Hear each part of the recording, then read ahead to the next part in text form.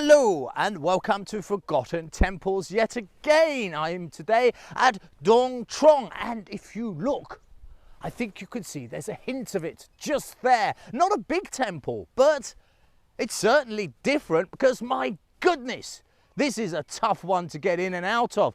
One of the toughest. Well, if I exclude those one has to climb up, and of course the prickles and the bushes and the jungle and stuff, but just as an entranceway. It certainly is the tightest squeeze yet, so that'll be a bit of a challenge. And as what you can see is a blistering blue sky as we head into much hotter weather. So a rather sweaty Mr. B is going that way to show you something ancient that lays in a faraway land.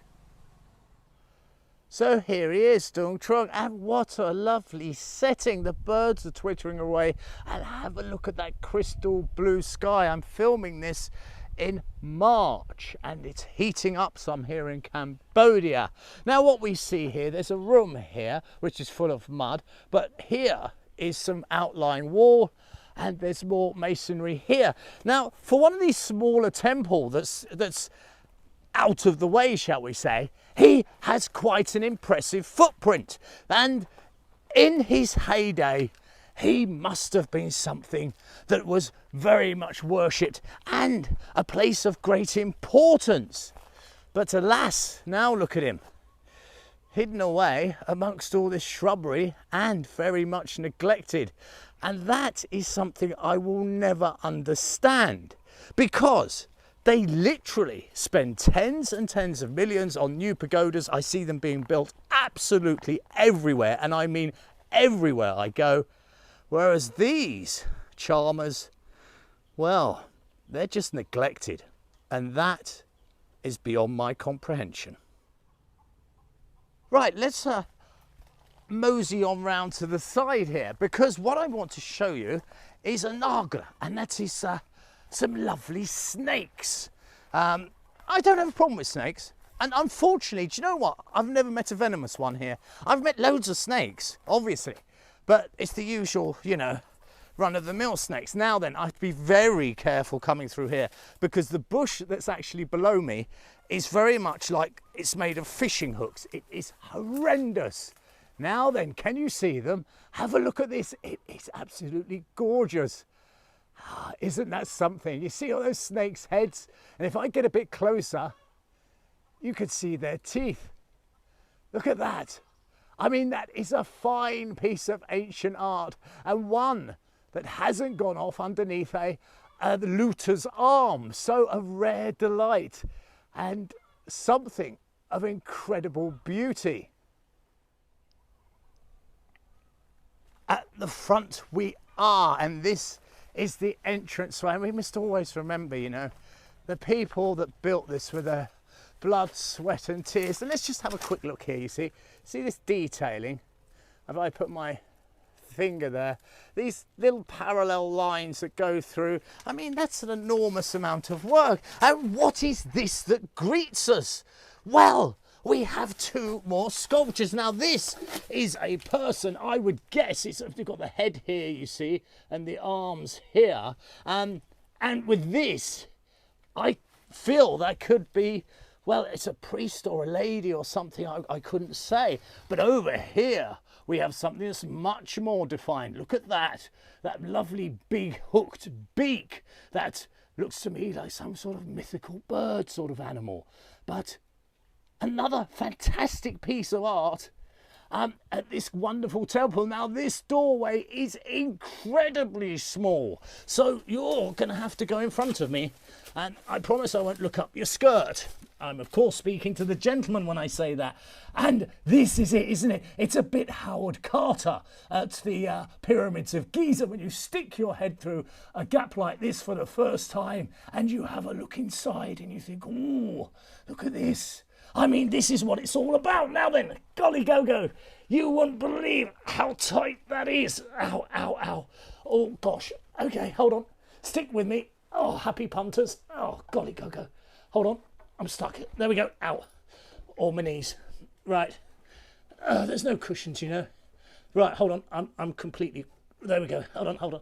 move that one. Oh, gosh. Right, up, up, up, up, up. Whew, okay. Wow, God, that got the sweat on. Right, and we're inside. And it's lovely, isn't it, to be inside the stomach or the womb of the temple. There's the doorway there, where we've just come through. And we can see why that buttressing outside is so necessary. Look at that crack there. In fact, I'm going to step over to this side of the room. And usually, inside these temples, you'll see offerings, but there is none. And with a doorway like that, is it any wonder? It's like the temple is resisting people coming onward and inward. But if you do make the effort, what a treat. This is a lovely ancient space to be in. It's that little bit cooler and has that lovely smell of dust and age. And we can see on the floor here a monument to its past glory, for in there would have been a statue, and the whole reason for this temple. This would have probably been in the middle here, and up, up, up, up, up. There would have been this great statue, which has gone yet again. And this is why I often think that putting a replica back here and moving this to here would replace its heart. It would give it a purpose again and a new life. But even without its heart, it's still an absolutely wonderful place to be. Right, so now it's time to squeeze out. Now, you can see the problem here. This thing is not much bigger than my head, let alone my almighty beefy shoulders that Atlas would be proud of. Now, he's the chap that held up the world. Now, what I have to do, you see, is twist my entire body up like this. But the problem is, my lower spine is, of course, in its normal position. This creates a very awkward move. So, right, readjust my shoulders back. Now then. And then we've got the tiger's pounce to get us out. Here we go. There you go. You see, golly go. Ow. Right. And that's it. It's rather hot work, don't you know? But this is the rewards of it all, isn't it? It's going into these, I don't know, these little nooks and crannies of history and seeing what delights they have.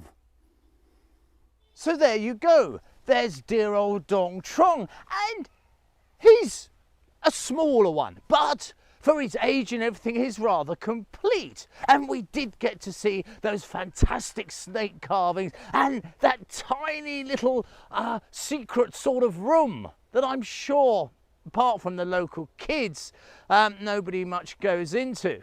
So he certainly has his own personality, and it is a lovely drive to get here. As always, this has been Mr. B of Forgotten Temples Cambodia. Please like, subscribe, and as always, send me your thoughts and your messages, because I thrive on them. It's a lonely business, you know, hitting those dusty roads, so any feedback is always welcome. Until next time, as always, I wish you absolutely nothing apart from the very best. Take good care.